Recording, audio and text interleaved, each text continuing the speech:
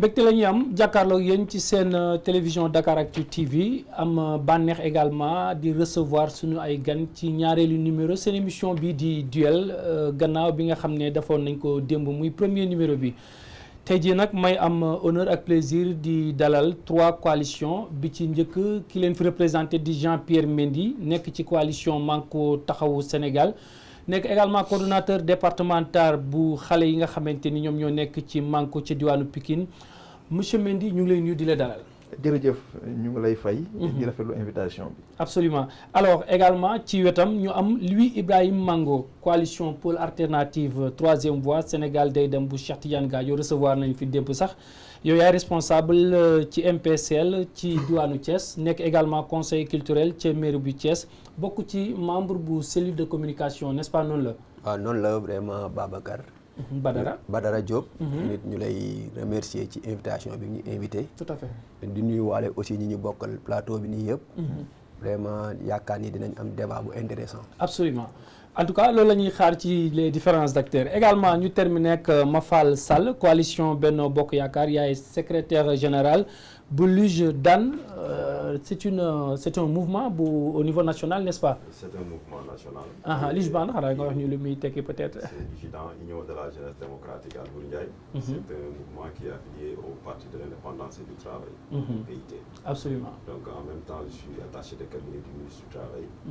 Donc ñoo représenté le Benno Bokk Yaakaar jeune. Tout à fait absolument dañuy des yow commencé ak yow actualité bi mooy l'arrivée du président de l'ancien président de la République maître Abdoulaye Wade gis nañ ñi nga xamante ni ñoom ñooy membre yi ne ci parti am rawatina coalition bi mu bokk ñu teeru ko Sénégalais yi tamit génn nañ en grande pompe daal di koy teeru gis nañ li nga xam ne moom mooy marche bleue bi ci aéroport ba fi nga xam ne moom mooy seen siège alors lan la lay def ñëwaat président de la République bi woon bokk ci langum politique bi jëm ci législative yi.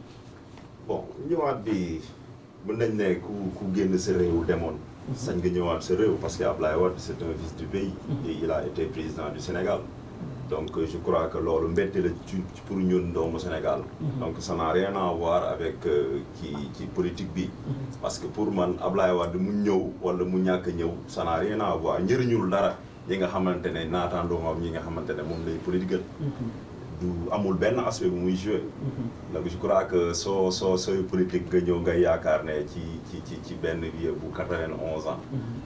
donc je crois que c'est tu n'es pas encore prêt. loolu sa xalaat la mais je pense que waa Manko ñi nga xam ne ñoom ñooy coalition gagnante c'est pas pour rien ñu def ko tête de liste indi ko fii pour mu diriger campagne également. c'est pas pour rien su ma ko waxee dafa am fi ma ko teg c'est-à-dire que on se rappelle bien que 2012 bu Abdoulaye Wade jógee ci boppu réew mi. il est parti lorsqu'il est parti seen parti bi dafa jaxasoo. je parle du PDS. parti bi dafa jaxasoo quoi. donc mënul dem. ay at ñu soxlawaat ko pour mu ñëw mu lijjantiwaat situation bu am fii. moi je crois que loolu benn situation bu xaw a doy waar la ci ñoom tey suñu amoon suñu li ñuy régler wala ñu wóolu woon seen bopp ñoom ñooy régler seen bopp. ils n'avaient pas besoin de Abdoulaye Wade pour mu ñibbisi. je crois que lii nii bon vacarme la woon rek Abdoulaye Wade ñibbisi en grande pompe je crois que ñi ñu fa gis démb c'est vrai que y avait du monde. mais ay xale ñoo fa gënoon bëri. je crois que sénégalais yi ils sont assez matures. xam nañ seen responsabilité. xam nañ loo xamante ne war nañ ko def mu njëriñ askan wi mu ngi njëriñ réew mi. tout à fait mooy lan. mooy am na loo xamante ne tànn nañ ko fi 2012 te loolu moo fi sax ils ont choisi le président Macky Sall pour jiite réew mi. ak ñi mu àndal. je crois que loolu moo fi nekk. te am na loo xamante ne mi ngi fii pour accompagner ko. le PSE. pour yow daal l'arrivée du président Abdoulaye Wade amul benn effet bu muy indi. ci amul benn effet bu muy indi. absolument alors Jean-Pierre Mendy je crois que yéen seetaan ngeen démb actualité bi ak l'arrivée de maître Abdoulaye Wade est-ce que vous êtes d'avis de Sawaay ci li muy wax ak loolu. waaw jërëjëf Badara di nuyuwaat ñi nga xam ne ñoom laa sekkal plateau bi. di rafetlu aussi invitation bi encore une fois. et je pense que comme ni mu ko waxee sànq bu fekkente ne ancien président de la République dafi jóge woon di ñëwaat donc ñi nga xam ne ñoom ñoo ànd ak moom c'est tout à fait naturel et normal ñu accueillir ko. effectivement. d'autant plus que c'est foncièrement politique maanaam politique lay def. donc bu demee ba ñu investir ko aussi tête de liste c'est normal buy ñëwaat ñi nga xam ne ñoo ànd ak ñoom. ñoo ànd ak moom donc dem dalal ko teertu ko comme ni mu waree ñun nag dañu jàpp ne suñu démocratie moo toll foofu. amul bunu xatal kenn ku demoon ba ñëw sa dëkk nga nekk. mais ñun véritablement ñi ngi fii wax dëgg yàlla di liggéey bi nga xam ne moom la askan bi di xaar ci ñun te ñi ngi aussi bëgg vraiment liggéey boobu continuer ak coalition bi nga xam ne moom la ñu bokk muy Manko Taxawu. sauf que moom li mu wax mooy ñëwaatu Ablaye Wade amul benn effet benn impact bu mu mën a jouer ci li nga xam ne moom mooy. législative yi d'autant plus que ñi nga xamante ni ñoom ñoo ko investir yaakaar lañu am ci moom moo tax ñu jëlee ko Paris indi ko. waaw xam nga nag ñoom ñoo ko investir. ñun dafa am aussi ñuy investir ñoo xam ne vraiment ñoom la ñu ànd di liggéey. donc man bëgguma ñu may sama réflexion yëpp ma koy def si arrivé Ablaye Wade parce que am naa loo xam ne moo ma doy am naa liggéey boo xam ne. moo may xaar ci Sénégalais yi te am naa loo xam ne vraiment moom laa bëgg a proposer. lu tax question bu lay poser yow mu gën a pertinente parce que. yéen ca njëlbeen yéen a àndoon. ngeen dem ba ci biir. comme li leen Sénégalais yi wala ñi nga xamante ni ñoom ñooy coalition Benno Bokk Yaakaar doon wax naan ñi nga xamante ni ñoom ñooy coalition Manko Taxawu Sénégal. gis nga ni ci nekk. ñi si nekk ak ñi nga xamante ni tey jii nii moom mooy coalition gagnante ca njëlbeen ñoom ñoo njëkkoon a booloo. léegi ba nga xamante ni gis nañ les intérêts taxaw nañ. ci la ñuy génn dem fële dem fee dafa mel ni tey dañuy dëggal ñii li ñu doon wax naan coalition boobu noonu. ki nga xamante ni ñi nga xamante ni ñoo si bokk ku nekk sa intérêt bopp ngay seet bañ demee ba xam ne yéen ñi gisuñ sa intérêt blocage am ku nekk daal di dem sa yoon moo tax question bi gën a pertinent ci yow. waaw xam nga ay nit aussi bu ñu bokkee. dara dañ koy waxtaane parce que dañuy wax naan nañ ko def joo gis nañ ko waxtaane moo war a jiitu donc bu ñu bokkee ay bëgg-bëgg ne dañoo bëgg a def lii ñu dem ba si gis ne xëy na peut-être niñ ko bëgg a defee méngoowul ak ni ñu ko bëggee dafay jaadu ku nekk demal sa bopp. kon ñun amuñu tey luñ leen ŋaañ nag amuñu tey luñ leen sànni xeer rek dañu nekkoon ci bëgg-bëgg dañ bëggoon nañu taxawal loo xam ne li fi nekk neexuñu il faut ñu jàmmaarloo ak moom. est-ce que bu doon intérêt population bi ngeen doon xool divorce dina am. mais suñu intérêt population bi mooy suñu intérêt parce que ñun ci population bi lañu bokk. mais loolu waroon lëngaloo bi seen diggante yéen xam nga aussi lëngoon neex na. mais ko bàyyi mu dem magam yaa ngi dégg. man ak yow fii ñu nekk nii ak luñ ko bëgg jëmale kanam. bu ñu bokkul vision bu ñu bokkul gis-gis. jàpp naa ne du mën a nekk. te nag volonté bi mi ngi fi bëgg-bëgg bi mi ngi fi. mais bu ñu jàppee ni dem nañ ba xam ne lii kat mënatul nekk. wala boog ni ñu ko gisee bokkul ak ñoom ni ñu ko gisee. dafay jaadu ci njëkk teraanga ku ci nekk nga dem vraiment wax ak Sénégal. absolument bu fekkente ne bëgg nañu ànd ak yow. absolument te jàpp nañ ne bëgg nañu ànd ak ñun ñu ànd ci ñun. tout à fait alors monsieur Mango yow am ngeen commentaire bi nga xamante ni da ngeen ko def ci arrivé Wade d'autant plus que yow sa leader. doon na pendant plusieurs années ministère des affaires étrangères ci gouvernement bi nga xam ne Wade moo ko dirigé woon. waaw xam nga man moom donte àndatuñu ak Ablaye Wade. toog fii naan arrivé Ablaye Wade non événement la ku tiita koy wax arrivé Ablaye Wade ci mim réew mënut a nekk un non événement. en tout cas on a vu les images. parce que Ablaye Wade symbole la ci mim réew. patrimoine la ci mim réew. te même bu ñu àndatul ak moom c'est pas quelqu'un à brûler. ñoom ñi nga xam ne àndatuñoo ak Ablaye Wade sax Ablaye Wade moo leen defar il faut savoir rendre à César ce qui appartient à César. On peut dire que Wade a fait son temps mais Wade aussi a fait ce pays. On ne peut pas parler du Sénégal sans parler à Ablaye Wade sans parler de Ablaye Wade. kooku nañ ko nangul Ablaye Wade à tout moment arrivé ci réew mi événement lay doon. kon ña tiit ñoo ko bëgg a def un non événement mais amaana moom ndaw mi ñu fi yabal. moo koy wax mais ay kilifaam. ñëw Ablaye Wade tere na leen nelaw donte nag àndatuñoo ak moom mais Ablaye Wade ñun bokk suñu parti dafa am lu ñu yare mooy savoir reconnaître ñi nga xam ni ay symbole lañu. Wade ci histoire u Sénégal symbole la fi dañoo màgg àndoon ak moom politique ànd ak moom di politique ba am alternance ci mim réew kon tey bu demee ba mu dem. wala ñëwaat dinañ ko ne qu'il soit le bienvenu. yàlla na def campagne am bu normal. waaw mais Ablaye Wade ci réew mi la dëkk kenn du fi ko tere ñëwaat fii man li ma wax dafa leer li ma la wax ne Ablaye Wade mu ñëw fii mun na nekk événement loolu du situation bi mooy lan man li ma wax dafa leer. du question de titre wala leneen Ablaye Wade mënul tiital kenn su fekkoon ne day tiital keneen du doon demee nii quoi li ma wax dafa leer Ablaye Wade ci réew mi la mais dëkk la ma waroon problème bi. Ablaye Wade ci réew mi la dëkk Ablaye Wade ci réew mi la dëkk il a le droit mu dem mu ñëwaat il a ce droit là. c'est un Sénégalais et il a été président de la politiquement parlant la ñuy wax donc politiquement parlant la effet bi mu war a am ci campagne bi. bon dina am effet parce que. dinaa ko bàyyi mu wax ba pare yuuxu ba pare parce que malheureusement moom bi muy wax. ñun on a été très courtois. il faut qu'on ait le non sens non de du question de courtoisie c'est que da nga déformer li ma wax du ma nangu loolu. soo déformer li ma wax rek laa dul nangu. loolu moo tax su la neexee mën nga yeggali. mais soo déformer li ma wax moom du ma ko nangu. dama lay tàgg balaa nga ci yegg li ma wax dafa leer dama ko ne. ñëw Ablaye Wade mënu fi tiital kenn. moom moo ne mënul il a parlé d'événement. ça peut être un événement parce que Ablaye Wade c'est un fils du pays. Absolument. Il a été président de ce pays. pendant 12 ans.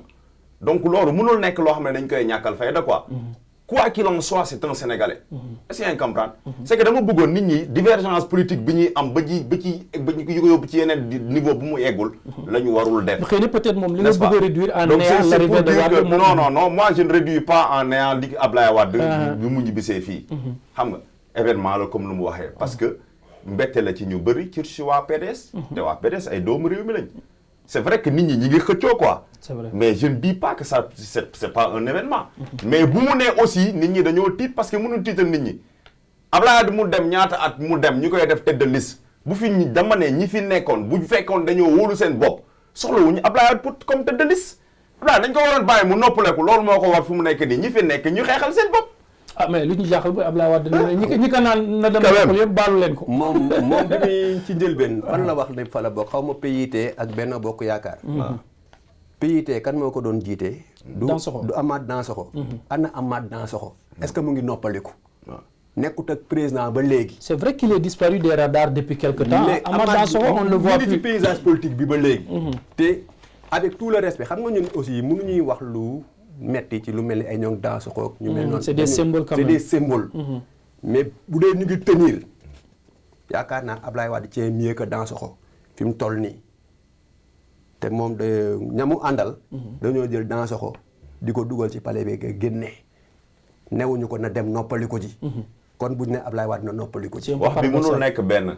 bàyyi ko mu yeggali. du situation bu benn ci cadre boobu laay waxee. du ñu jël débat di réduire ko ci Ablaye Wade mais comme événement la ndax moo ñëw démb. ñu war cee wax dañ ne Ablaye Wade fii ci Sénégal. moom bi ma rejoindre rek man dootuma polémique comme nangu na ni ñëw Ablaye Wade nekkul non événement. à l'entame de ses propos loolu la waxoon. tout à fait kon bu dee moom moo rectifié boppam. non moi j'ai dit que ça ne fait pas peur. c'est ce que je dis ça ne fait pas peur. mais nag il a le droit de revenir au Sénégal nit ñi accueillir ko ça ce n'est pas un problème. tout à fait tout à fait mais li mu wax ni ne nit ñi dañoo tiit ma ne la tiitalul kenn. Ablaye Wade mënul tiital kenn. absolument parce que fii la nekkoon mu jóge fi quoi. nit ñi ñoo ko fi tànnoon teg ko fi. ñu ñëw population bi moo ko fi jëlee. peut-être que les Sénégalais sont nostalgiques également du vieux. alors Jean-Pierre yow moment bi Ablaye Wade di ñëw en tant que tête de liste de la coalition gagnante yéen seen tête de liste il est derrière les barreaux alors nan la leen di def yéen est-ce que vraiment yéen a ngi sentir seen campagne avec l'absence bi nga xamante ni moom mooy absence seen leader nekk tey jii nii en prison. voilà macha allah donc ñun suñu ouverture campagne gis ngeen ni mu mel wax dëgg yàlla en termes de mobilisation en termes d'impact. ñun suñu ouverture de campagne yaakaar naa ne réew mi ku ne sentir na ko loolu day wane ne ñun coalition bi ñu nekk. personne n'est indispensable là-bas dañu am suñu kóolute jël ko teg ko ci loxo ki nga xam ne mooy Khalifa Sall. mais Khalifa Sall dafa am ñu mu àndal ku ci mel ni président Sëñ Mansour Sy Djamil ku ci mel ni président Idrissa Seck ku ci mel ni président Cheikh Bamba Dièye ku ci mel ni président Malick. de grosses pointures de la scène politique. donc ñooñu tey jii amul kenn koo xam ne bu génnee foofu rek loolu day am faay. donc moo tax Khalifa bu fi nekkul aussi. am na des personnes responsables des personnes crédibles yoo xam ne tey jii fu ñu taxaw day mel ni Khalifa bi ñu fa taxaw. keroog bi ñu ubbee gis nga ne Khalifa manqué na fa mais manqué wu fa. manqué na fa parce que bëggoon nañu en tant que aussi suñu tête de liste mu taxaw représenté ñu dignement mais manqué wu fa parce que ñi fa taxaw aussi sentir nañu mat nañu li tax ñu tag leen foofu. donc kon day wane ne rek vraiment ñun fi ñu bokk ak fi ñu féete ñu crédible ñoo fa nekk comme ni nga ko waxee sànq des personnes responsables ñoo xam ne tey jii fu ñu taxaw. dagan baadu askan bi ñu mën leen ko jox parce que tey jii koo jël individuellement xam na am na lu mu def ci réew mi. mais nag tey jii yéen mun naa ne campagne la ci biir campagne bi diggante yéen ak coalition Benno Bokk Yaakaar rawatina au niveau de Dakar li ñu fayee sax wax ji mooy tey jii la bataille de Dakar aura bel et bien lieu est-ce que yéen ji pare ngeen ci bataille boobu noonu psychologiquement étant donné que tey jii nii ku mel ni Amadou Ba daal dinañ ko investir au niveau de Dakar avec l'arsenal bi nga xamante ni moom la yor. waaw loolu yaakaar naa ne ñun Dakar ku ñu xam suñu ancrage biir Dakar. xam ne wax dëgg yàlla suñu xel dal na foofu. te aussi ku gis barki démb li fa xewoon xam ne suñu xel gën naa dal ndax Dakar dafa am loo xam ne comme njukkal dañ koy jox souvent ci loxo ki nga xam ne moo fa nekk muy Khalifa Sall. également même bu dul moom rek am na des maires qui sont là-bas qui sont responsables. ay Moussa Sy ñi ngi foofu des gens responsables yoo xam ne Dakar vraiment am nañu ancrage bi fa am. li nga wax nag ci ki nga xam ne mooy ministre Amadou Ba par rapport ak li mu fa nekk et du moom sax am na ñeneen ak ñeneen ñoo xam ne nekk nañ fa. je pense que ni ministre Amadou Ba du tay la ñëw ci campagne législative yi. du tay la nekk foofu. yàgg naa nekk foofu Dakar ñu di ko jox ñoo xam ne ñoom ñoo ko gën a yellool ñoom ñoo ko gën a mérito muy ñi nga xam ne ñooy Khalifa Sall ak ñi mu àndal. yaa ngi dégg donc ñun vraiment côté boobu amuñu luñ ciy sekk sàkk leen donc lañ ciy xaw a ñaawlu kay li suñu président wax ne.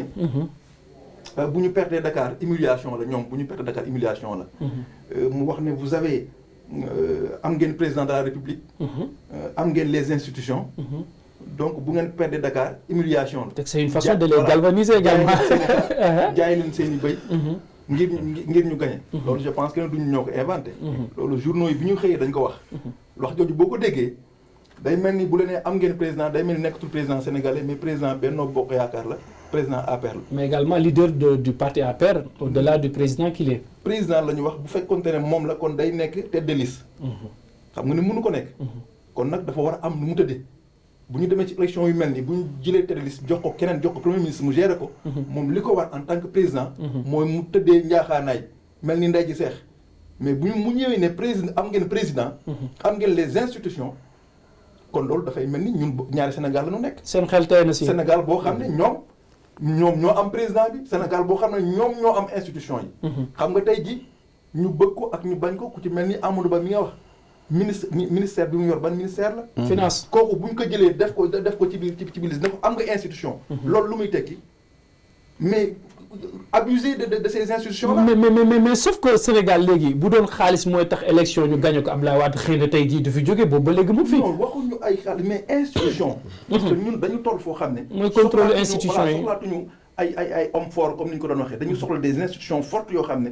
nit ku fay toog da ngay incarner loolu. donc mën ñu concevoir ñu jëm ci lii président de la république. di wax ne am ngeen président am ngeen institution jaay leen seen i xeer seen bu fa kenn perte bu ñu perte humiliation la. te sax xëy na da koo waxee ci suuf ndax waa ji mi ngi ci kaso. waa ji mi ngi kaso. am ngeen institution am ngeen président bu ñu fa perte humiliation la. ça veut dire que yaa ngi sur roche. mu ngi noonu monsieur Mango yéen seen coalition Sénégal day dem troisième voie bu ñu def analyse tuuti mun nañ ne yéen vous n'êtes ni. Benno du côté de Benno. ni du côté encore moins du côté de Manko. alors principe bi seen côté yéen lan la. waaw principe bi suñu côté mooy nii Benno nii Manko. ça veut dire que am nañ fa ay xarit ci biir Benno. am nañ fa ay xarit. ci biir Manko. mais dafa am ñun lu ñuy doxee suñu leader di ko doxee. ñun ay conviction la ñuy doxee. dañ ne périssent les amitiés plutôt que les convictions. parce que ñun conviction forte bi ñuy doxee mooy d'abord panafricanisme. dafa dem ba sunu leader ñu koy reprocher le fait que mu jiital Afrique ci léppam. parce que nag Afrique benn la bu ñu jël Sénégal jël Guinée jël Mali gi bu ko tasaaroo. c'est-à-dire Sénégalu kese demul Gambie wu kese demul Mali wu kese demul. tout à fait Afrique moo mun a dem.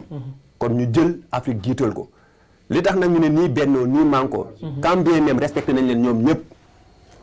déjà bu ñu waree bu may daaneel fi sama camarade Mendy daaneele sànq. man dafa am lu ma tiital mooy kaddu gi mujj président wax ko bu yàggul. gagner ou périr. Dakar ki ngeen di jonganteel il ne jouit pas de toutes ses libertés day loolu dafa ne. daa takk ay loxo Khalifa. pour ñu mun koo duma dañ koo tënk il ne jouit pas de toutes ses libertés kon ñoom waruñoo ñàkk Dakar loolu bu ñu ko waxee ci mim réew kilifa réew gi wax ko. Sénégal dañ cee war a tiit lan nit ñi naan Khalifa prisonnier politique la. da koy dëggal kàddu yooyu noonu. mais peut-être tooguñu fii pour être l'avocat de Khalifa. Tout à fait. mais ñun dañ ne la troisième voie bi ñuy incarné pôle alternatif troisième voie Sénégal day dem. parce que Sénégal bu demul ba fi mu toll nii 50 ans presque bi ñuy indépendant ba léegi. ou plus 57 ans dafa am nu ñu koy doxale te demul parce que dafa am ce qu'on appelle ba léegi nii benn combat mooy continuer mooy ce qu'on appelle les anciens fils de Senghor. et les anciens fils de Wade. ñooñuy continuer combat bi te ñooñu nag jéem nañ ba sonn demul kon nañ jox réew mi ñi ko mun a yóbbu ñi nga xam ne jëluñu politique def ko rek seen métier jëluñu politique yaakaar ni waxante lu ñaaw la jëluñu politique yaakaar ni xaxarante la. ndax bañ koy def ba léegi gisuñu ci njëriñ gisuñu ci tan kon ñun bu ñu ñëwee nekk pôle alternative troisième voie la première voie mooy amaana ñi ko njëkkoon jiite. la deuxième voie mooy ñi koy jiite ba léegi. ñu nekk une troisième voie war a proposer réellement l'alternative. sauf que yéen gis nañ ne ci li nga xam ne mooy deuxième alternance bi bu ñu doon def bilan yéen vous êtes également comptable de ce bilan. Oui, quel bilan? On est très fiers et on réclame ce bilan. 9 ans, 6 mois avec le régime de Ablaye Wade. moo tax ma ne c'est pas quelqu'un à brûler. Wade est un panafricaniste quoi qu'on puisse dire xam nga fii nii nit ki bul jël rek li nga xam ni moo ñaaw ci moom. bu ko exposé. dafa am aussi lu baax lu mu def ñun boog noonu la ñuy jàngale politique duñ nekkuñu genre politicien boo xam ni fa la ñoo ak yow rek dañ naan li nga fi def dara baaxu fi. opposant xam nga même nguuru Macky Sall gii nii. buñ fi defee loo xam ne baax na rafet na. ñun suñu leader daf ne nañ ko nangul ni la mu fa def baax na rafet na. tout à fait bu defee itam safaan wa ñu ne ko la nga def rafetul. ñun mënuñu nekk ay caisse de résonance ñu ñuy wax loo rek. tey man kenn du ma toogloo ci plateau. naan ma Ablaye Wade defu fi dara ma koy nangu. Macky Sall sax bu ne ma kenn defu fi dara du ma ko nangu li mu fi def lu baax dañ ko koy nangul mais dañoo jàppe ni mënoon na fi def lu ko gën. ñun noonu la ñuy politiquer nekkuñu rek des opposants nihilistes. ou bien des gens qui sont des suivistes. dañuy analyser froidement les choses poser le pour et le contre li tax tey. ñun ak Macky Sall mënatuñoo ànd sax ndax àndoon nañoo ak Macky Sall ah. ñun bokkoon nañu benn. tout au début ah tout au début xam nga di ko bunge. waxuñu ko dara lu ñaaw. boo xoolee forum pour la paix bi ñu fi defoon. ñu koy waaj a defaat. King Fahd Palace. kooku idée président Gadio la. bi ñu demee ba koy fokkati. ñu bàyyee kooku ñoom te kenn dégguñu ci parce que ñun suñu leader sax peut-être loolu dañ ko koy reprocher kenn du ko dégg ci ay kasaw kenn du ko dégg ci wax ju ñàkk fayda. dafa am benn grandeur bu muy jël nekk au-dessus de la mêlée. dafa dem ba loolu sax porte ñu préjudice. parce que fii dañoo yaakaar ni faire la politique c'est xam nga être un bêtisier. di wax ay scandale di wax ay njombe. occuper les médias rek ñu mun laa feeñal. tout à fait booy waxee booy pondérer modérer li ngay wax sax di wax lu rafet. dañuy yaakaar ni bokkoo ci xeex mi. te nag dañoo jàppe ni un jour te soreetuñ fa Sénégalais yaa ngi comprendre ni. ñun ni ñuy politiquer. noonu la ñu war a politiquer. être des gentlemen. En tout cas, on a désormais un peuple averti hein. Voilà. On a un peuple averti. Alors, monsieur Sall wax nga ko léegi ne Wade ñëw tiitaluñu c'est parce que aujourd'hui tey jii yéen ñi vous êtes plus que jamais confiant xëy na ay réalisations yi ngeen fi def la xëy na ay jalons yoo xam ne posé ngeen ko ba tax na tey jii vous êtes plus que jamais confiant. sànq maa ngi koy wax quoi. neewoon naa ne du ñu jël débat bi ñu focaliser ko ci ñibbisum Abdoulaye Wade au Sénégal. parce que j'ai bien dit que c'est un Sénégalais. il a le droit de revenir chez lui. sama naataango bi sànq ba tey loolu moo suñu xëccoo. Abdoulaye Wade kenn du ne dafa fi dara parce que mënoo nekk ci boppum réew pendant 12 ans nga dem ñu ne defoo fa dara. il faut être un nihiliste pour le dire. de toute façon lépp loo gis ci àdduna rek continuité la quoi. je crois que les gens d'abord il faut qu'ils comprennent une chose quoi. Tu as un président de la République. Avant d'être le choix de la population, il a déjà été le choix de Dieu. N'est-ce pas? Donc Abdoulaye Wade yàlla moo ko fi tegoon. Sénégalais yi ñëw décider génne ko fi. tànn keneen indi ko fi. li tax ñu wóoloon indi fi président Macky Sall am na lu tax. je crois que am na loo xamante ne c'est concret mi ngi fi et palpable visible. je crois que nit ñi gis nañ ko. mooy lu mel ni faut pas que PSE bi mi ngi fi. c'est un plan de qualité et c'est pour la première fois ñu fi am. mais gars yi nañ leen accéléré wu leen cadence bi ci. non xam nga loolu moo tax ma ne on est toujours en politique xam nga nit ñi dañuy jël toujours lu nekk au Sénégal lu nekk dañ koy amalgame. c'est vrai que les sentiers sortent de terre également aussi. mais il fallait Diamniadio. mais depuis combien d'années 5 ans. Qu'est-ce que les gens ont fait? Ils ont complètement banalisé le bilan du président Macky Sall depuis bi mu ñëwee ci réew mi ba léegi en seulement 5 ans. Quelles sont les réalisations qui ont été faites? Mais elles sont nombreuses. Lan la nit ñi am problème lan? Quels sont les problèmes? C'est-à-dire que dëgg moo métti. jiite sénégalais moo métti. Mais aussi politique Sénégal dafa métti. yaa ngi comprendre lu nekk dañ koy jël def ko loo xamante ne waruñ ko def loolu moo ñu sonal. Mais aujourd'hui on a vu pas mal de réalisations ci secteur agriculture.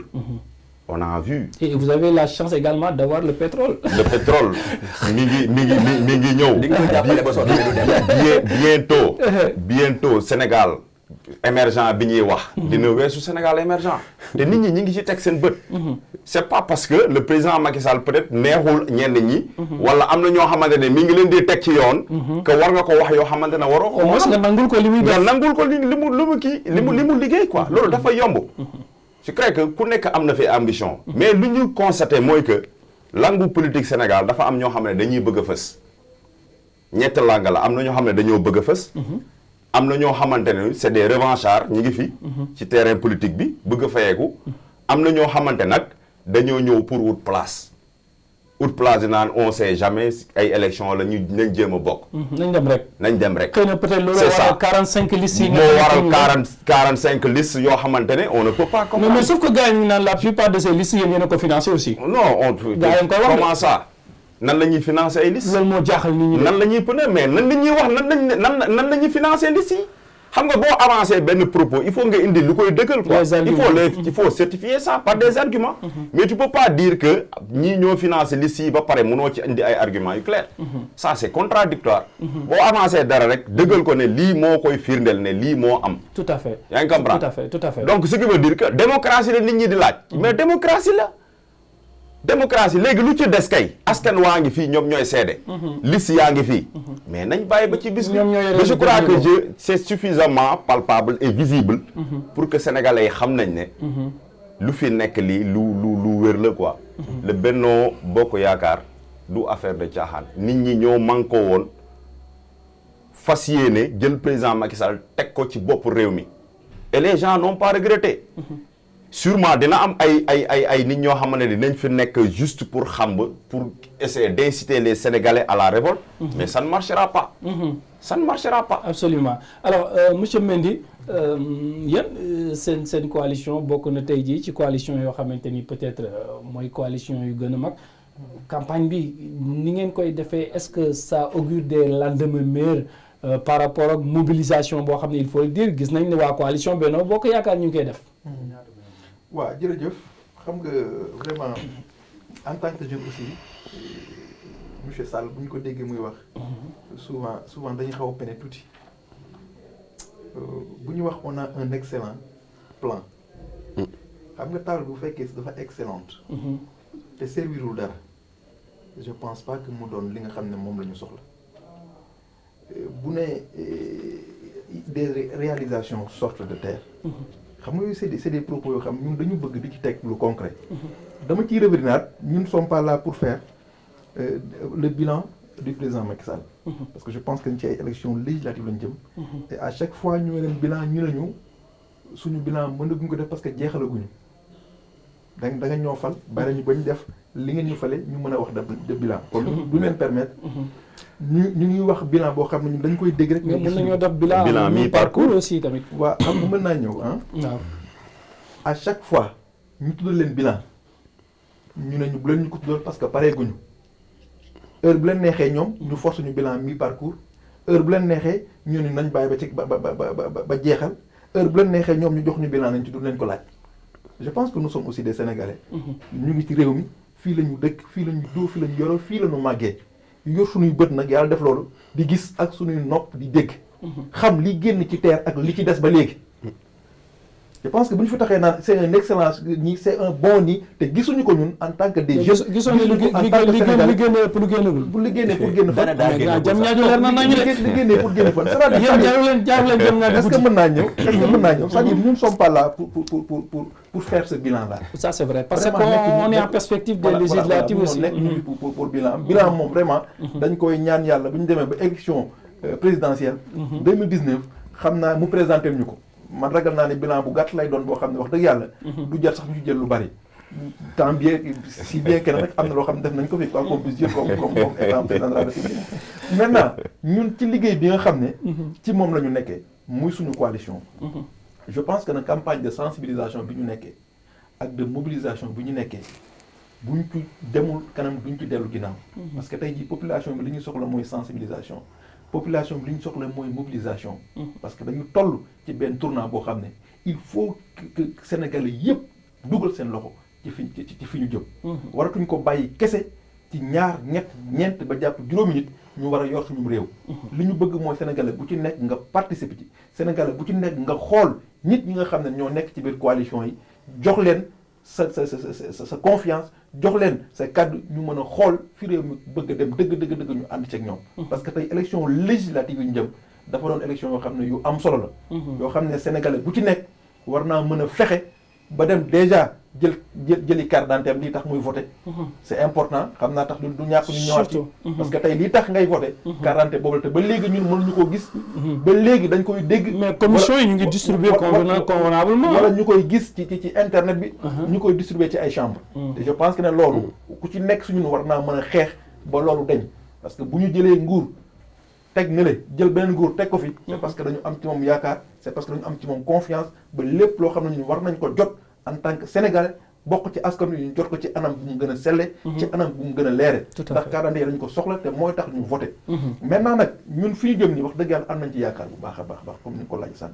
suñu xel dal na parce que ñi ñuy rencontré ñëpp wax dëgg yàlla ñu ngi ñuy jox ñun seen i confiance ñu ngi ñuy wax ñun nous formons la meilleure coalition la coalition la plus crédible kon nag wax dëgg yàlla du tax nag ñu teggi suñu tànk ci logique bi nga xam ne moom la ñu nekk ak dynamique bi nga xam ne foofu la ñu bëgg a yóbbu suñu coalition. exactement alors monsieur Mango yéen bu ñu gisee dispositif bi nga xam ne jël ngeen ko ci législative yi ak arsenal bi nga xamante ne yéen a ko yor parce que tamit nit ñi dañuy romb seen booru QG gis nañ nan ngeen toogee gis nañ également ni ngeen investir li nga xam ne mooy le champ politique ça veut dire que yéen da ngeen prendre à bras le corps li nga xam ne moom mooy investiture yi ñu jëm. xam nga li naan yuuxu dina jib fu ñu ko foogeewul woon xam nga sama naataango sànq bi muy wax. dafa bëggoon citer ay réalisation maa ngi xool ay baaraamam bi mu ne nii lem benn. mais compté na ba mu daj nag de. non mais bàyyiwuma ma yeggali bi mu ne nii réalisation mais moom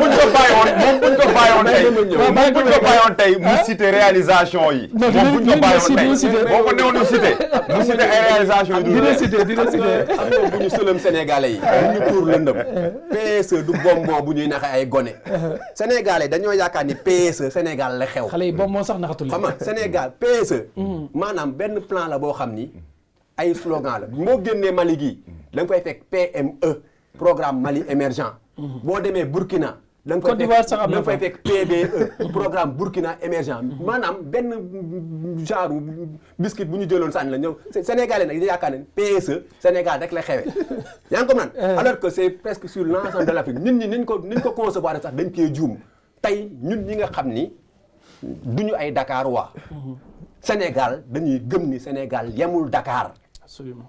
xam nga boo ñëwee ba jam ñaaja nga xam ne mooy buntu Dakar.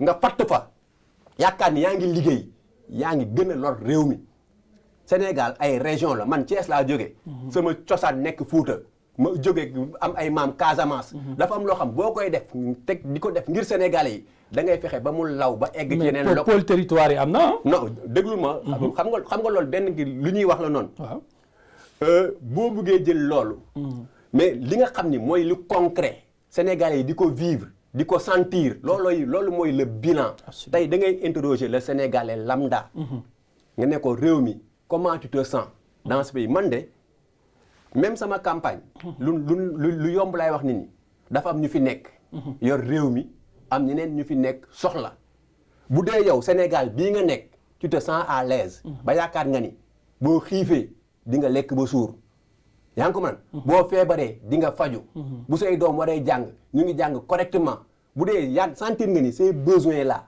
vitaux yi nga xam ni c'est élémentaire réew maa ngi koy régler yaa ngi ko man jàppalal ñi fi nekk ah mais kon yow pour yow réglé wuñ ko. non déglu mais yow feebaral nga dem hôpital. ana couverture maladie universelle bi. ana plan Sésame bi. wala yooyu yëpp c'est des poudres aux yeux. yooyu ay slogan la Sénégalais ban moo feebar faju xam nga télé lañ toog nag di wax. waaw nit ñi di ñu déglu. yaa ngi ko mën Sénégalais yu bëri parce que itam gis nga mobilisation yi di topp politiciens yi. du ñoo ñooy fal de ñi toog seen kër. di suivre ñan ñooy leen di wax dëgg. ñan ñooy dund dëgg. ñoo ñooy fal. ñoo ñooy grands électeurs yi. ñoo ñooy les grands électeurs. ñoo xam ni wopp nañu feebar nañu sañu ñoo dem faju ji ndax bu ñu demee ci hôpitaux yi du ñu faju ndax si lañ leen di laaj financièrement mënuñu ko ñaata kër. ñoo fiy togg añ reer ndékki amatu fi.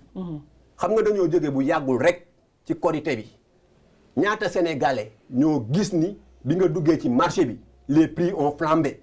nga dégg ni diwlin bi yokku na dégg ni pomme de terre bi yokku na dégg ni soble bi yokku na bilan boobu la Sénégal man may jàngalekat di professeur. jamais dans l'histoire du Sénégal li fi xew jamono jii ñu génn musu fee xew yooyu mooy bilan bi loolu la muy lu concret sénégalais di ci teg seen bët te ci seen nguur la xewee.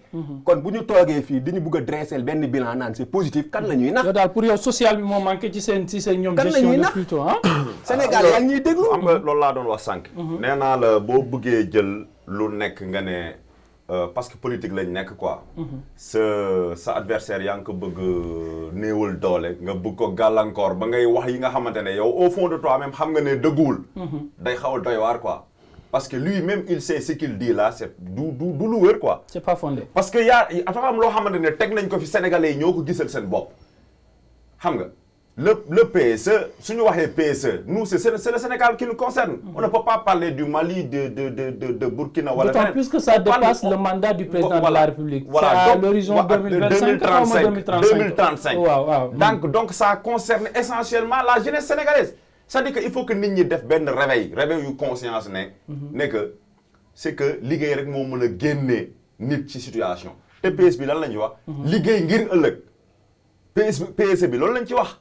liggéey ngir ëllëg mais 2035 Macky Sall du nekk fii ba 2035. Macky Sall il ne s'accapare pas du pouvoir c'est que lan moo fi am. dafa ñëw mu teg fi dëgg. mu gàllankoor ñeneen nag quoi. modifier constitution bi def deux mandats pour un président. bon ça n'arrange pas beaucoup de gens moo tax ma ne la dafa am ci élection yi beaucoup de gens vont profiter de l'occasion. surtout il y a des revanchards. yuy ñëw pour gàllankoor. il y a des gens yoo xam ne dañoo ñëw pour fës te xam nañ ne duñ ci am dara parce que yaa ngi doog a ñëw lan ngay wax sénégalais yi lan nga xam ci réew mi mais il faut sortir de Dakar le Sénégal c'est pas seulement Dakar. il faut sortir de Dakar. il faut aller dans les régions nga consulter nga xool Prodac bi lu muy def nga xool bourse familiale yi lu ñuy def. nga xool couverture maladie universelle lu muy def. il faut voir tous ces programmes là lan lañ nekk di liggéey. ci social bi. après les gens vont comprendre récemment le PUDC bi lu mu lan la def. PUDC bi désenclavé na pas mal de départements de villages. des pistes de production des forages yooyu waaw pour mën a génne dëkk yooyu de l'ornière. c'est ça en fait le problème. mais boo nekkee Dakar nga ne non dañuy c'est pas le Sénégal c'est pas. yéen daal vous êtes dans l'action. nous sommes dans l'action et nous voulons que vraiment. absolument ñu dañoo bëggoon. faire comprendre aux Sénégalais que. fu réew mi jëm fuy neex la. absolument te nit ñi xam nañ ko. et je crois que loolu ki ko mën a def kenn kese la. lenn kese la. Benno Bokk Yaakaar ak Macky Sall mi ko jiite. alors sénégalais ñu ngi seetaan alors monsieur Mendy léegi da nga évoqué aspect bu am important moom mooy dernier tour de table bi sax ñu évoqué ko moom mooy problème retrait carte d'identité nationale yi carte d'identité biométrique yi nga xam ne créé na problème yu bëri gis nañ ci réseaux sociaux yi. à Kaolack carte d'identité yoo xamante ni ci ay mbalit xaw ma ordre ci lan lañ ko for récemment également yaa ngi koy évoqué léegi ci benn chambre boo xam ne nit teg na jël ay carte d'identité yoo xamante ni ay nit ñu ngi koy xaar peut-être jotaguñ ko ba léegi alors est-ce que loolu dal na seen xel ak ci vote bi ñu jëm. voilà merci beaucoup donc dama bëggoon rek juste ñëw balaa may. waaw rapidement il nous reste peu de temps. dama bëggul ñu souvent ñu wax ay revanchards. dafa mel ni ay dafa am coupe ci benn camp ay revanchard. parce que revanchard boo ko tuddee rek parce que am na ku def ba pare. boo ne kii day revanche dafa Dóoree am na ba pare. merci beaucoup Nit war a boo ne kii dafa bëgg a venger wu c'est parce que jàppal ne dóor nga ba pare te loolu je pense que ne réew mi noonu lañu ko yore fi mu toll nii xaste xuppe ak dóore yokk ci tëje te loolu taxul réew avancé. mais ñoom nee nañ réew mi amul détenu politique. mais ñoo loolu xam nga tamit loolu. mais xam nga réew mi tamit ku deful ku jaaduwul quand même. xaaral ma ñëw yoon moo fi ñëw nekk pour attaquer. je m'excuse mais loolu la quoi. waaw léegi bu ñu dégluwante rek en tant que jeune. Ouais. je pense que ne ñi ñuy sant dañu mën a comprendre. Tout à fait. parce que dafa laaj dal ak tey. parce que li ñuy def du ko gën a sa voix bu gën sa baat bu gën a jógee rek daa mel ni yaa am dëgg. nañ dal ku ci nekk boo waxee jox sa non morom. dal ci dal lañ nekk ñun ñëpp. léegi dama ne bu ñu waxee naan ay PSE fii ba 35 ans mu leer ko ne président actuel bu fi nekk dootu fi nekkati ñu ñaan yàlla mu gudd fan xëy na dootu nekkati ci nguur gi kon loolu dafa waroon engager l'implication de tout le Sénégal man fekkee damay engager kër gi fii ba 35 ans dama ciy boole waa kër gi ñu waxtaan ci ñu xam ne même bu ma fi jógee sax ñi may wutu bokkoon nañ ci réflexion kon day continuer. donc je pense que bu fekkee da ngay engager tout un pays da ngay woote ay participation des dialogues yoo xam ne participatif yoo xam ne ku ci nekk di nga ci mën a joxe sa xalaat ku ci nekk di nga ci mën a jox sa xel ñu weccante ko ba am lu ñu nas nga xam ne ëllëg boo fi jóge aussi ñiy ñëw nañ xam ne ah lii kat ñoo ko waxtaanee je pense que c'est ça l'essentiel te loolu ñun la concerne en tant que jeune yaa ngi dégg ñun ay 35 ans ci kanam wala ay 20 ans wala ay 10 ans ci kanam ñun la gën a concerné en tant que jeune kon war nañoo au moins impliqué ci jeunes yi par rapport ak moom li muy wax nii ñu tëj parenthèse boobu parce que encore une fois bilan président Macky Sall indiw ñu fi yaa ngi dégg dafa am des questions concrètes yoo xam ne mu fi indi te il faut ñu waxtaan ci tout à fait carte d'identité yi loolu mooy échec ci ñoom parce que carte d'identité je pense que ne lii bokkoon na ci lu ñu mën a régler bu yàgg ku ci nekk jot sa carte d'identité ak sa carte électeur balaa ñuy egg fii nii parce que bi ñu tëjee dépôt yi mi ngi bëgg a yàgg te bi ñu lancé aussi ne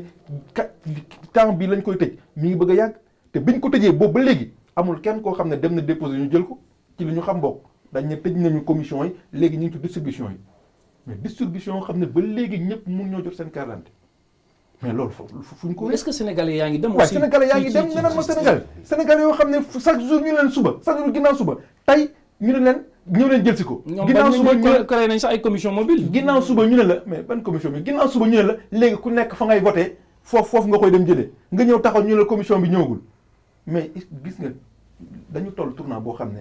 il faut ñu jox sénégalais yi cër. carte d'identité warul doon vraiment di la yàqal sa liggéey. à chaque fois nga war a xëy dem taxaw foofu ñu ne la tey suba ginnaaw suba je pense que ne loolu. c'est un échec boo xam ne ñoom war nañu ko mën a reconnaître parce que heure bi waroon na fekk ku nekk yor sa carte d'identité parce que ba ñuy déposer dañuy déposer à temps ñu tëj ko à temps kon waroon nañu jël seeni mesures dégg nañ fi sax ñu naan léegi dañuy proroger valider ancienne carte électeurs yi pour ñoom pour loolu ñu mën a voter mais kan la ñu bëgg a nax nga ñëw ne fichier bii la ñu tëgg moom la ñuy travailler nga dem ba si ak ne fichier bii léegi dañ koo jaxase ak bi fi nekkoon nga gis ñoo la diw am na ñaari carte d'identité barki dem nga ko gis ñëpp gis ko ku am ñaari carte d'identité benn nit am ñaari carte d'identité ah kooku tey day xaw doy waar day xaw doy waar donc c'est des signes yoo xam ne ñun en tant que acteur politique aussi sensibiliser nit ñi daf ñoo war ku ci nekk mu jaral la lu mu leen jaral ñoom pour ñu bañ a joxe carte d'identité yi nañu ko jaral pour ñu jël suñuy carte d'identité parce que loolu mooy tax ñu falu donc alors vraiment ci côté boobu nag suñu xel dalu ci dara parce que pour man échec la heure bi war naa fekk wax dëgg yàlla loolu fluide ku ci nekk boo demee ñu la jox sa carte d'identité ñu la jox ak sa carte électeur doo ci sonn doo ci def dara mais fi ñu toll nii wax dëgg yàlla nit ñi sonn nañu nit ñi tàyyi nañu bu ñu ci mënee jàppale nag ci as tuut leen dese ñu def ko parce que vraiment soxla nañu suñu carte électeur pour mën a dem voter. c'est vrai que Ibrahima loolu bokk na ci benn ci seen ay axes de communication ci biir campagne yi également problème carte d'identité yi. waaw mooy li may wax xam nga débat du wax ju bëri du wax yuuxu ca kaw mais wax lu mu néew su yennoo maanaa askan wi ñuy dégg nañ xam lu muy tekki. réew mi dafa am ñu ko fi jiite woon Senghor jiite na ko fi. Abdou Diouf jiite ko fi Ablaye Wade jiite ko fi ba tey yàlla Macky Sall di ko jiite.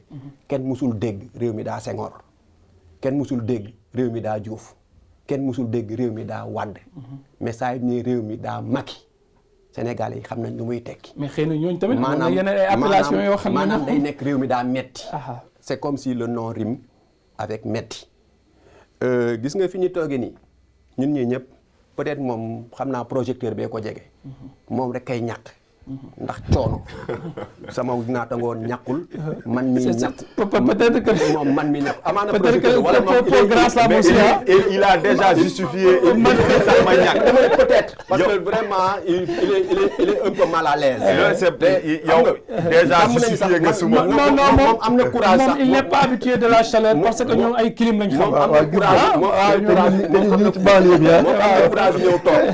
am na courage ñëw toog parce que ñu lu ci bëri dañuy daw sax ñoom plateau yi dañuy daw débat yi. non dawuñ kat. léegi bu ñu tegee xam nga sànq dafay évoqué ba dugg ci xaw ma bourse sociale xaw ma bourse familiale. waaw rapidement ñu. waaw loolu noonu nga yaakaar ni ku bëgg a développer am réew juróomi junni xaw ma par ñaata weer réew mi dañ koo war a teg ci créer ay emploi créer ay. gisoon nañu si àll bi soxla nañu loolu. mais dañ leen noot ba pare di leen ko joxe asaka àll bi bu am réew mi su amoon liggéey. wecc loolu noonu. duñ ko soxla loolu boo koy def ci bilan. maanaam loolu ak gàcce la loolu waruñu koy wax. réew mi bu nekkoon bu ñu doon liggéey. du ñu fekk nit ñi fële ni dañoo xoox dañoo lott dañoo sonn jox leen as ndimbalu juróomi junni wala juróomi téeméer. père de famille bi ngay jox juróomi junni. par ñaata weer doomam doon liggéeyi. moo ko gënaloon. kon loolu seen échec la loolu boo leen ko waroo leen ci sax waroo leen sax wax di ko ndamoo. loolu échec bu crucial la échec bu fatal la. donc moo tax ma ne réew mi. nañ ko teg ci liggéey teg ko ci waxante dëgg teg ko ci di dund dëgg xam ni sénégalais yi ñu jàkkaar lool di wax amaana ñun ñooy politique toog ci plateau yi di wax mais sénégalais yi ñuy déglu dañ ne gis nga wax su feebaree na ko nopp yooyu déglu sell na ko nopp yooyu déglu wér dafa bëri nag politiciens yi ñoo xam ne seen wax daa laago seen wax daa feebar nañuy waxee dañ yaakaar ñu ngi nax Sénégalais yi. absolument te naxuñu Sénégalais yi. tout à fait. seen bopp la ñuy nax. absolument alors monsieur Sall ñu ngi koy évoqué léegi problème carte d'identité biométrique c'est vrai que DAF ak ministère de l'intérieur ñoom ñoo ko yore yéen sax peut-être seen yoon ne aussi mais bu ñu gisee opposition bi à chaque fois ñu wane seen tiitaange ci wàllu boobu ça veut dire qu'il y a problème te yéen li ñu si jaaxal mooy mosuñoo dégg yéen en tant que coalition Benno Bokk Yaakaar ngeen évoqué seen tiitaange ci wàllu woowu ça veut dire que yéen vous êtes à l'aise. non c'est-à-dire que xam nga da nga wax opposition. xam nga képp kuy opposé da ngay wax lu la neex di nga def lu la neex. opposition nga wax. xam nga problème carte d'identité depuis le début on sait que nit ñi pour ñu dem bindu ji d'abord c'était un problème. dafa métti woon. il a fallu que les gens ñu sensibiliser pour que nit ñi dem bindu ji. bu nit ñi demee bindu am na ñoo xamante ne tar nañ bindu. man am na ñoo xamante ne woo nañ ma di ma laaj léegi nan la ñuy def ba bindu parce que ñun saggan nañ ba binduwuñu. mu ñëw pour récupérer carte d'identité yi mu nekkaat problème parce que nit ñi du ñu dem récupérer carte d'identité yi parce que aussi yow boo demee fi nga xamante ne rang nga fay fekk. am na ñu la fa jiitu mais quand même day xaw a doy waar soo demee doo nangu rang. mais day métti. mais quand même am na ay commission yu ñu fi teg pour distribuer les cartes d'identité là et c'est visible partout. mobile sax commission mobile sax am nañ. mais nit ñi gis nañ ko xam nga loolu tamit il faut pas que ñu ci indi ay détails yu ndaw quoi. carte d'identité yi defar nañ leen ñin lañ di récupérer du ñàkk nag am na ay carte d'identité yoo xamante ne am na erreur. mënu ci woon ñàkk. mais carte yi ñu ngi leen di joxe. ñi ngi joxe carte yi. je ne vois pas maintenant où est le problème mais opposition aussi ils ont un plan de campagne. Qu'est-ce qu'il faut? Il faut accuser de gauche à droite. Mais il ne faut pas dire que c'est l'opposition ñooy jël dugal photo pour accuser aussi. non dama lay expliquer rek. opposition ils ont le droit xam nga ku nekk. war na mën a am c'est d'opposer également. c'est de s'opposer. lu yoon la quoi. ñoom ñu def lu ñuy kii man je l'ai dit tantôt mënul on a vu des cartes d'identité yoo xamante ne am na erreur. am na ay cartes d'identité yu am erreur ça je le reconnais parce que gis naa ko. mais nag là à dire que carte d'identité yi joxewuñ leen dañ leen téye. mais yéen ñett ñu fi toog ku nekk jot na sa carte d'identité wala man jot naa suma carte d'identité. yow jot nga. yow man mii jotaguma. ah mais kon coalition Benno Bokk Yaakaar moo jot. yow waaw. doo ko dégg. wala boog doo leen dégg ñu ci wax parce que ñi ngi jot seen bos. xam nga doo leen dégg ñu ciy wax. parce que ñoom ñi ngi jot seen bos mais ñun ñu jotagul. kay xanaa dañu yuuxu ba ñëpp dégg na ñun jotagul suñu bos. yaa ngi dégg. et puis ñun nekk ñu fi. pour di xaxaar naan ay opposition la naan ñun li ñuy wax dañ ci teg suñu bët. moom wax na sànq ne boo demee. nit ñi dañu bari. ci fi nga xam ne foofu la ñuy réglé seen carte électeur. Tout à fait. mais loolu moo koy wane. Absolument. loolu kon ñun duñu ñoo ko wax. li ñuy wax fii yëpp. c'est vérifiable. Absolument. et vérifié. Tout à boo fait. demee tey ci terrain bi da nga ko fay fekk kon ñun nous ne faisons que relater. en quelque sorte les réalités. yi nga xam ne Mais c'est parce que aussi les gens tardent à aller récupérer. Ouais, Sénégalais moom Les Sénégalais ont tardé à aller à non nit ñi waaw bon c'est toujours comme ça. Nit ñi pour dem jëli seen carte c'était bi ñu tëjee ba léegi bu ñu ko tëjee ba léegi. prorogé gu ñu date bi. ne léegi dañ ko ubbiwaat pour gars yi gën déposer ba le temps. bu ñu ko tëjee ba léegi lañ ko tëj. yaa ngi dégg kon am. xëy na peut-être dañuy xaar ba campagne bi jeex. non non ñu mën a ñu soog a ubbiwaat. Waaw. mais bañ ko tëjee ba léegi bokk. ubbiwaatuñ ko. Tout à fait, kon tout à fait. am nañ suffisamment de temps.